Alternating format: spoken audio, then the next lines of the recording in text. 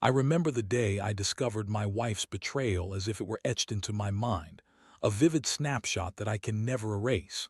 It was a Saturday morning, the sun creeping through the blinds, casting striped shadows across our bedroom. I had planned a nice breakfast, pancakes, her favorite. I tiptoed around the house, trying not to wake her, but she was already awake, her phone buzzing incessantly on the nightstand. I glanced over, the screen illuminating her face, and there it was, a name I had come to despise, Mark, her ex-boyfriend. The man she had promised was just a distant memory, a relic of her past that she had moved on from. I felt a knot tighten in my stomach. I tried to brush it off, but curiosity gnawed at me. I picked up the phone, my heart racing as I unlocked it, the screen revealing a string of messages that shattered my world. Can't wait to see you again. One read. I miss you so much. Another. My breath hitched in my throat as I read each word, the betrayal sinking in deeper. Did she really think I wouldn't find out? Did she think I was that naive?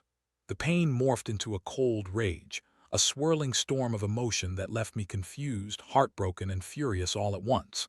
I stumbled back, trying to regain my composure, but the walls felt like they were closing in on me. I had trusted her, loved her, built a life with her, and in an instant it felt like everything we had was a lie.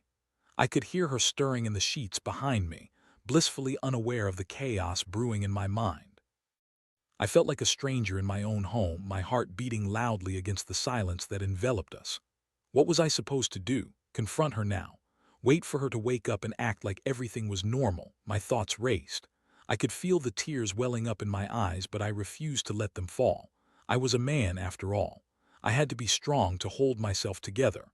But how could I, when the person I thought I knew so well was lying right there, wrapped in a facade of innocence? I decided to step outside for a moment, to breathe in the cool morning air, and clear my head. As I stood on our porch, I couldn't help but think back to the moments we shared, the laughter, the late-night talks, the plans for our future. They all felt tainted now, like a beautiful painting marred by a single stroke of black. I thought about how she used to talk about Mark, about how he was just a chapter in her life that she had closed. But here I was, standing at the threshold of our home, realizing that chapter hadn't closed at all. It was still very much alive, and it was tearing us apart. As the sun rose higher in the sky, I felt a surge of determination. I wouldn't let this go unanswered. I would confront her, demand the truth, and make her face the reality of her choices. I was done being the oblivious husband. I needed answers, and I needed to know why she had chosen to betray me with the very person she claimed to have forgotten. The thought of confronting her felt like a double-edged sword. What if she spun a web of lies? What if she tried to manipulate me into believing it was just a mistake? I could already hear her voice in my head, soft and soothing, trying to convince me that it didn't mean anything. But it did mean something. It meant everything. I took a deep breath, steeling myself for the confrontation ahead. I had to know the truth, no matter how much it hurt. I turned back towards the house, ready to face the woman I thought I knew, ready to uncover the lies that had been woven into the fabric of our lives together. Little did I know, this was just the beginning of a journey that would lead me down a path I never anticipated. A path filled with intrigue, revenge, and a reckoning that would force me to confront not just her betrayal, but my own identity and sense of self. The confrontation loomed over me like a storm cloud, dark and heavy with the weight of unspoken truths. I stepped back into the house, the familiar surroundings now feeling foreign and cold. I found her still nestled in the sheets, her face peaceful, as if she had no idea what was about to unfold. I hesitated for a moment, staring at her, trying to reconcile the woman I loved with the stranger who had betrayed me. "Sarah," I said, my voice barely above a whisper. It felt like I was standing on the edge of a precipice, ready to jump into a void. She stirred, blinking lazily as she came to life. Her smile was warm, but it felt like a dagger in my heart, a mask over the truth. "Good morning, love," she replied, stretching and yawning, blissfully unaware of the storm brewing inside me. I wanted to scream at her, to shake her from her slumber, to make her understand the gravity of what I had discovered. But I took a breath, trying to steady my racing heart. "Can we talk?"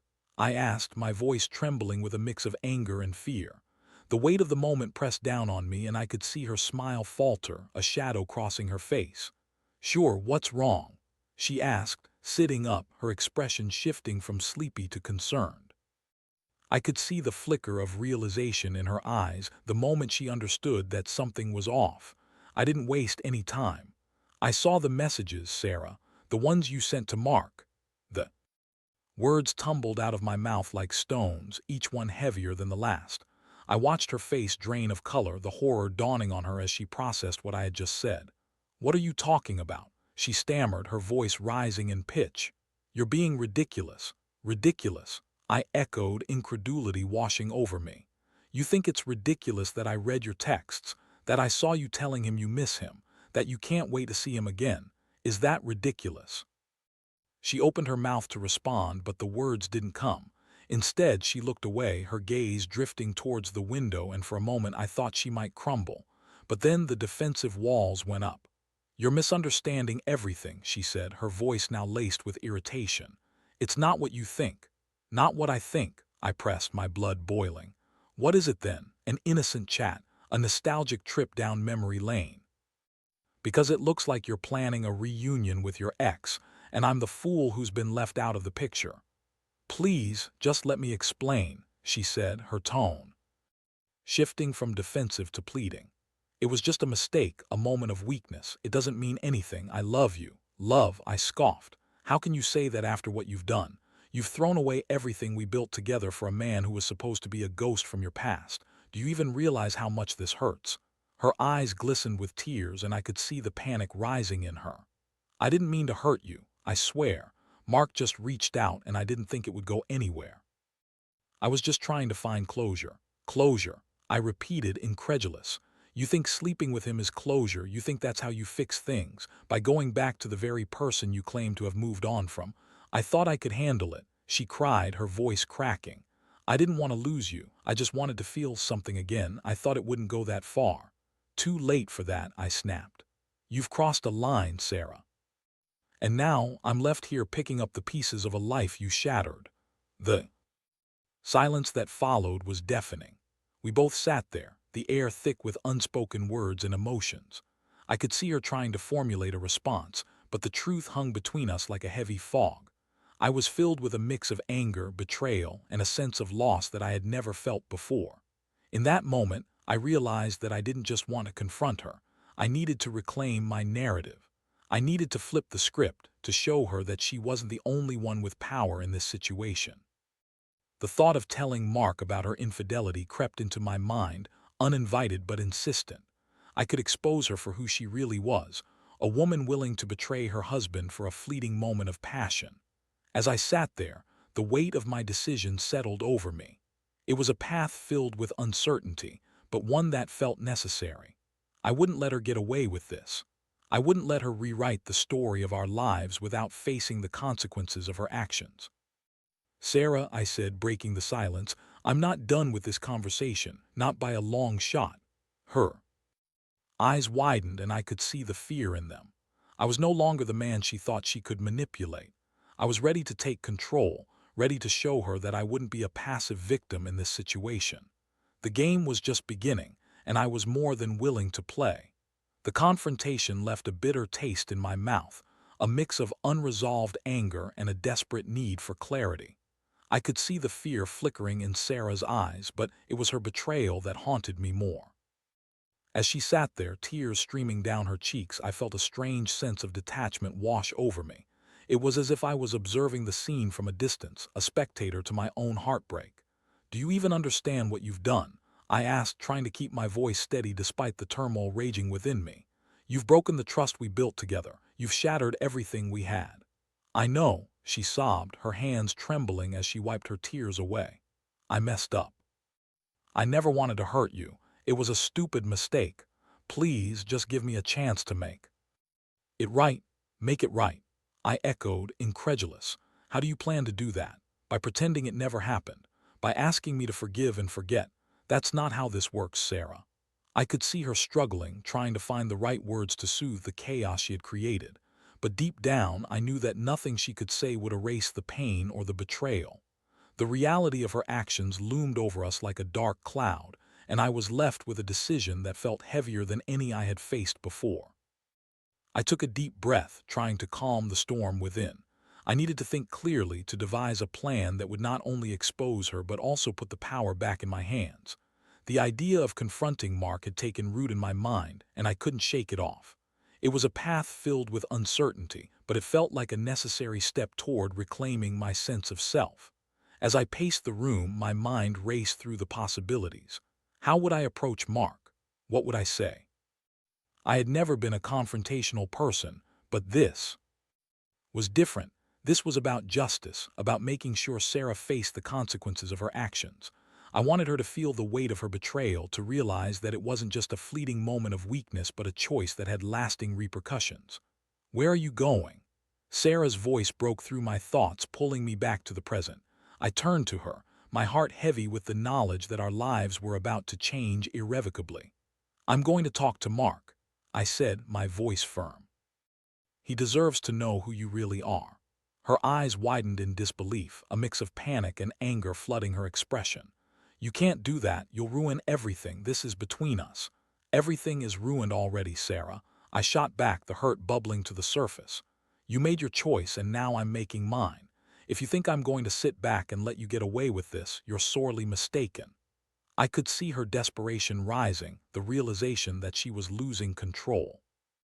"Please don't do this. It's not worth it. Let's just try to fix this together."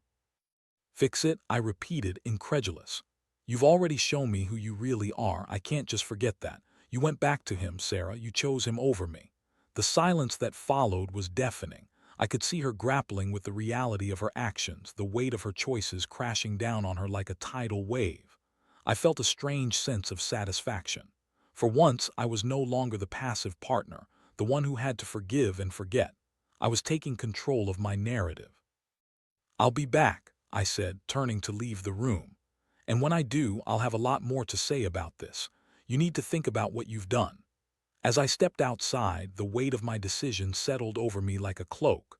I felt a surge of adrenaline coursing through my veins, a mix of fear and determination. I was stepping into uncharted territory, confronting the man who had been a ghost in our lives for too long. I had no idea how he would react, but I knew that I had to do this, for myself, for my dignity, and to ensure that Sarah understood the consequences of her betrayal. The drive to Mark's apartment felt surreal. I was filled with a sense of purpose, but the nerves bubbled beneath the surface. What if he didn't believe me? What if Sarah had already spun her version of the story? I pushed those thoughts aside, reminding myself that this was about reclaiming my life, about confronting the man who had disrupted everything I held dear. When I arrived, I sat in my car for a moment, gathering my thoughts. The building loomed before me, a stark reminder of the life Sarah and I had built together. I took a deep breath, steeling myself for the confrontation ahead. I was no longer the victim. I was ready to stand my ground. As I walked up to the apartment, each step felt heavy, laden with the weight of my emotions. I knocked on the door, my heart pounding in my chest. I could hear movement inside, and a moment later Mark opened the door, his expression shifting from surprise to confusion as he recognized me. "Can I help you?" he asked, his tone guarded. "Yeah, we need to talk," I said, my voice steady despite the turmoil inside. He frowned, glancing over his shoulder as if to gauge the situation. "About what?" "About Sarah," I replied, watching his expression shift from confusion to realization. "I think you need to know the truth about what's been going on." Mark's expression shifted from confusion to a guarded wariness.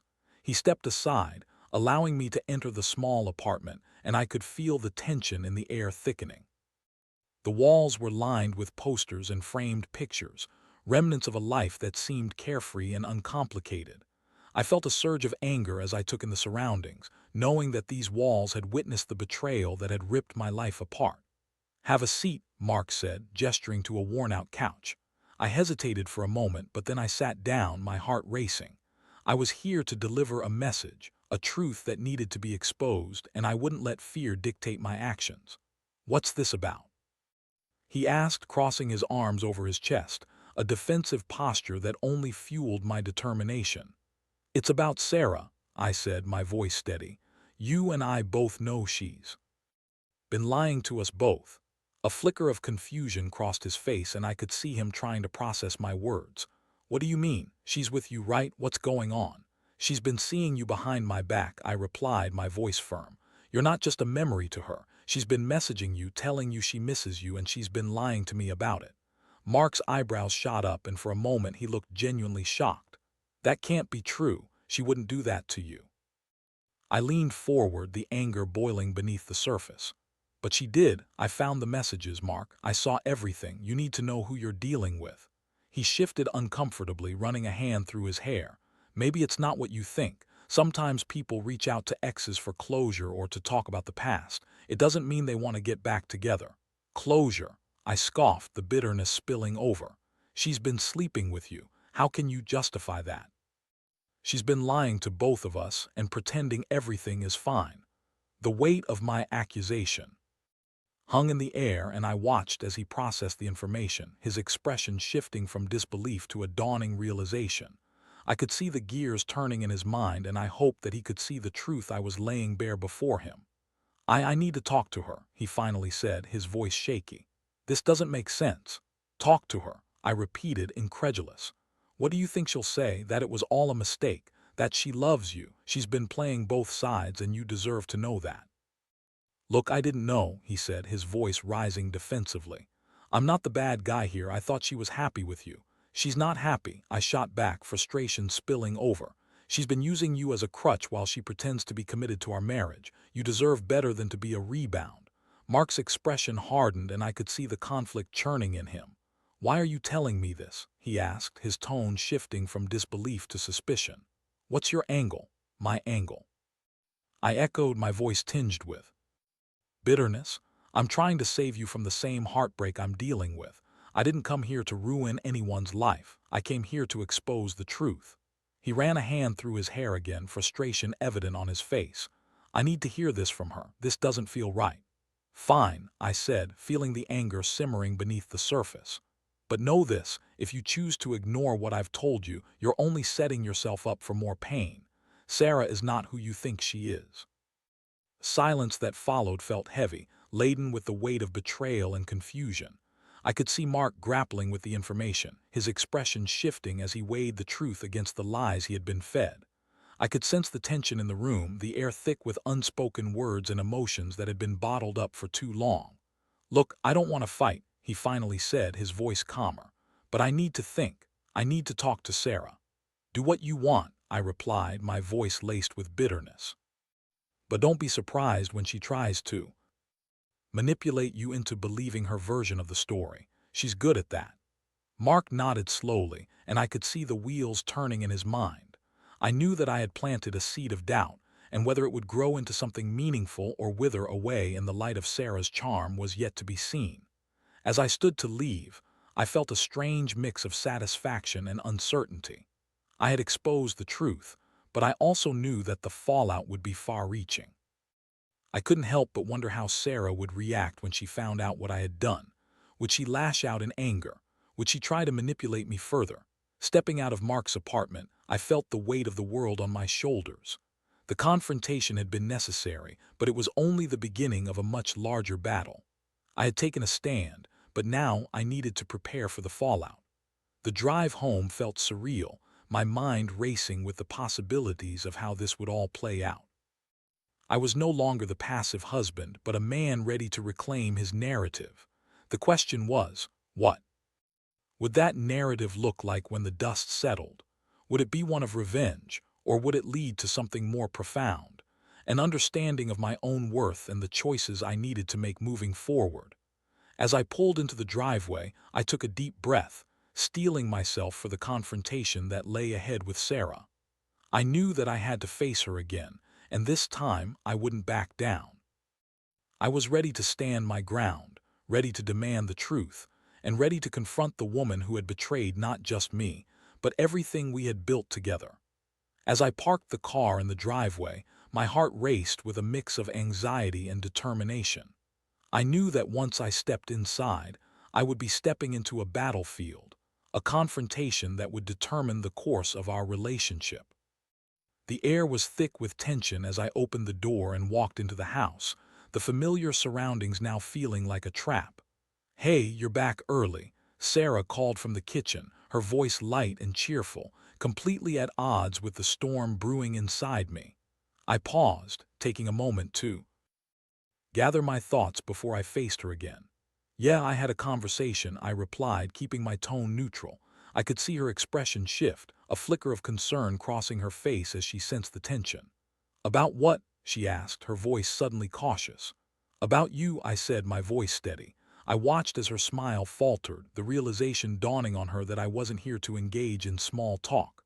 "What do you mean?" she asked, feigning innocence, but I could see the panic lurking behind her eyes. "I talked to Mark," I said, my heart pounding in my chest. "He knows about the messages, Sarah. He knows what you've been doing."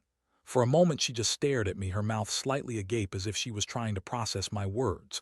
"You talked to him? Why would you do that?" Her voice rose, laced with panic. "Because he deserves to know the truth," I replied, my tone firm. "You've been lying to both of us, and I'm done being the fool." "Please, you don't understand," she pleaded, her voice trembling. "I didn't want things to go this far. It was a mistake, a moment of weakness. I love you." "Love?" I repeated, incredulous. "How can you say that after everything? You went back to him. You chose him over me." "I was confused," she exclaimed, tears welling in her eyes. "I thought I could handle it. I thought it was just talking, that it wouldn't mean anything." "But it did mean something, didn't it?" I pressed, anger boiling beneath the surface. "You let it go too far. You let it become physical. That was a mistake." She cried, her voice breaking. "I never wanted to hurt you. I was just trying to find myself again. I thought I could keep it from you." "Keep it from me?" I echoed, my voice rising. "You thought you could lie to me and it wouldn't matter. You thought I wouldn't find out. That's not how love works, Sarah." The silence that followed was deafening. We stood there, both of us caught in the whirlwind of emotions that had been unleashed. I could see the guilt and fear etched on her face, but there was also a flicker of defiance. She was trying to regain control of the narrative, and I wouldn't let her. "I can't believe you would go back to him," I said, my voice low and steady. "You made your choice, and now you have to face the consequences."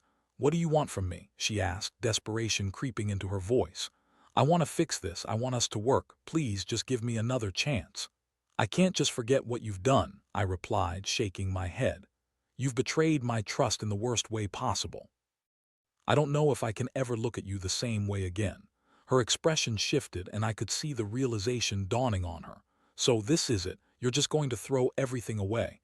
"It's not just throwing things away, Sarah," I shot back. "It's about recognizing that you've torn apart the foundation of our marriage. You've shown me who you really are, and I can't unsee that." "I promise I'll do better," she pleaded, her voice cracking. "I'll do anything to make it right. Just tell me what you need from me." I took a deep breath, the weight of my emotions threatening to overwhelm me. "What I need is honesty. I need you to admit what you did and take responsibility for your actions. I need to know that you understand the depth of your betrayal." "I do understand," she insisted, her eyes pleading. "I'm so sorry. I never meant for it to go this far. I thought I could keep things separate, that I could handle it, but I should have never reached out to him. I should have talked to you instead." "You didn't," I replied, my voice firm. "You chose to go behind my back. You chose to betray me. And now you want me to just forgive you and move on. It doesn't work that way." "I'll do anything," she repeated, her voice desperate. "Please just give me a chance to prove that I can be the wife you deserve. I'll cut off all contact with Mark. I swear it." I felt the turmoil inside me swirling, battling between the desire to forgive and the sting of betrayal. Could I really trust her again? Could I believe that she would follow through on her promises? "Words are easy, Sarah," I said, my voice low. "I need more than promises. I need actions. I need to see that you're willing to fight for us." "I will," she insisted, her voice rising again.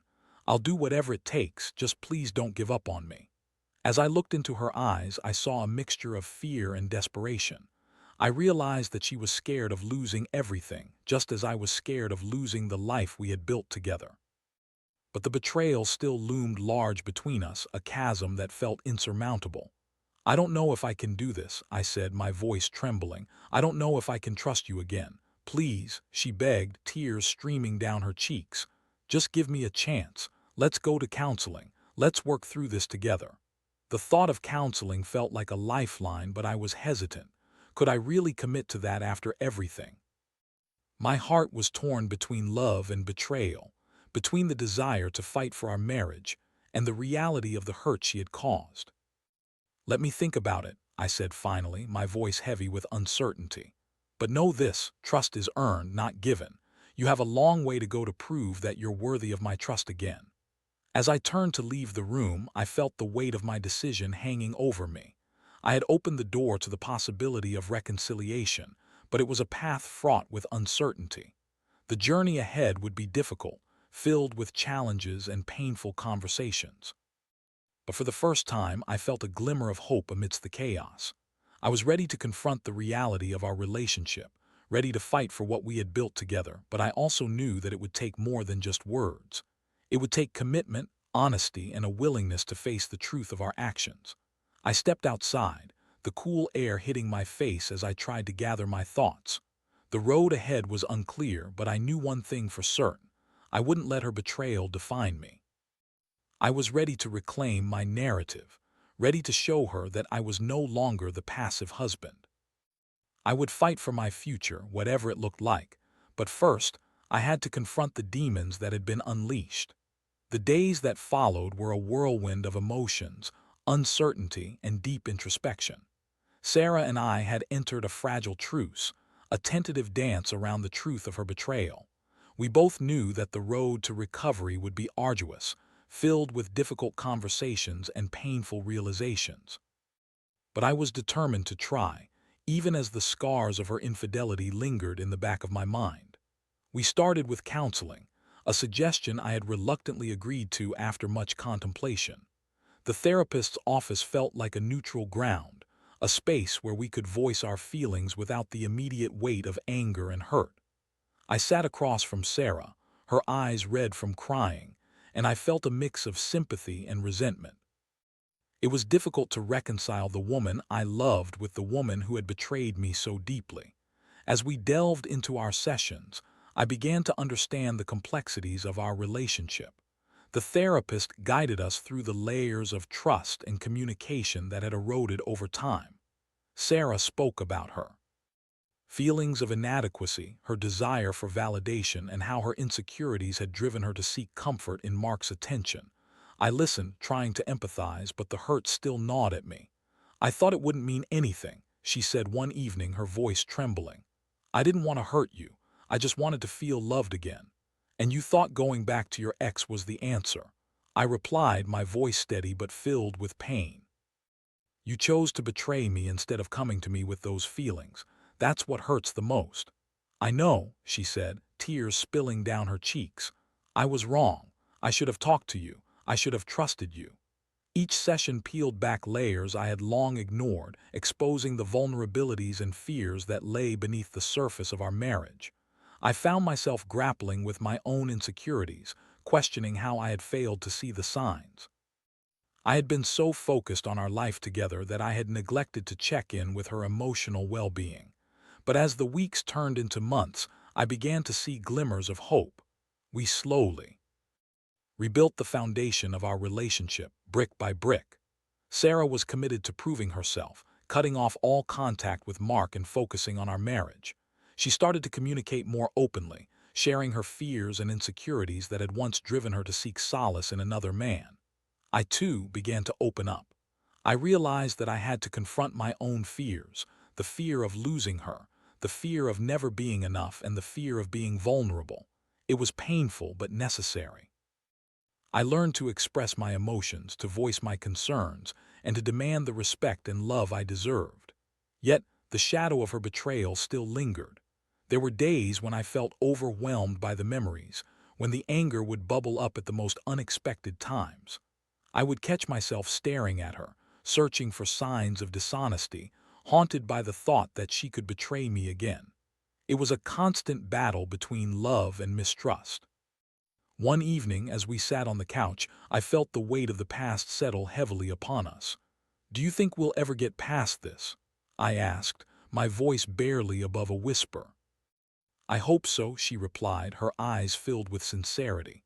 "I want to be the woman you deserve. I'm committed to making this work, but I understand if you're still hurting." "I am," I admitted, feeling the vulnerability of my words. It's hard to forget, and I don't know if I can ever fully trust you again, but I want to try. We both sat in silence, the reality of our situation hanging in the air. I realized that healing was not a linear process. It would take time, patience, and effort from both of us. But for the first time in a long while, I felt a flicker of hope. As we continued our journey, I learned to reclaim my narrative. I wasn't just a victim of her choices. I was a man who had the power to reshape my future. I began to focus on my own passions, rediscovering parts of myself that had been overshadowed by our relationship. I took up running, started writing again, and spent time with friends who reminded me of my worth outside of our marriage. Through it all, I discovered the importance of self-love and respect. I realized that while Sarah's betrayal had hurt me deeply, it did not define who I was. I was more than just a husband. I was an individual worthy of love and commitment. Time passed, and although the scars of betrayal remained, they began to fade. Our relationship transformed into something new, a partnership built on honesty, vulnerability, and resilience. We learned to communicate better, to express our needs and desires openly, and to support each other in ways we had never done before. There were still challenges ahead, but we faced them together with a newfound strength. I learned to let go of the anger, to forgive not just Sarah but myself for the pain we had both endured. It was a journey of healing, one that required constant effort and understanding. As I look back on those tumultuous months, I realize that they shaped me into a stronger person. I learned the value of trust, the importance of communication, and the power of forgiveness. I discovered that love could be messy, complicated, and painful, but it could also be beautiful, transformative, and redemptive. In the end, I didn't just reclaim my narrative, I rewrote it. I chose to love Sarah again. Not because I had to, but because I wanted to. We emerged from the ashes of betrayal, ready to embrace the future together, hand in hand, stronger than ever. And as we stood at the threshold of a new chapter, I knew that while the past would always be a part of us, it wouldn't define our future. We were ready to face whatever came next together.